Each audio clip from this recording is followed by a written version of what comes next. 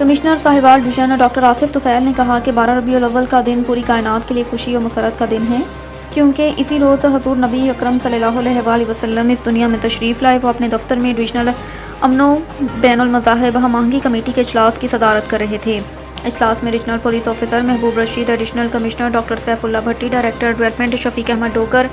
Captain retired Usama Majid, Ghulam Hussain بھٹی اور علماء کرام ڈاکٹر سید ضیاء اللہ شاہ بخاری، قاری بشیر احمد، احسان الحق فریدی، مولانا شفیق قاسمی، سید کوثر علی رضوی اور سید مظہر حسین نقوی شریک ہوئے، جبکہ ڈپٹی کمشنر پاک پتن آصف رضا اور ڈی پی او جاوید اقبال چدھر نے ویڈیو لنک کے ذریعے شرکت کی۔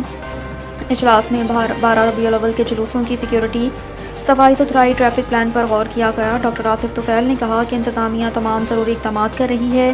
جبکہ آر پی او محبوب رشید نے یقین دہانی کرائی کہ فل پروف سیکیورٹی انتظامات مکمل ہیں۔ اجلاس کے اختتام پر ضلع متاثرین سے اظہار یکجہتی اور ملک و قوم کی سلامتی کے لیے دعا کی گئی۔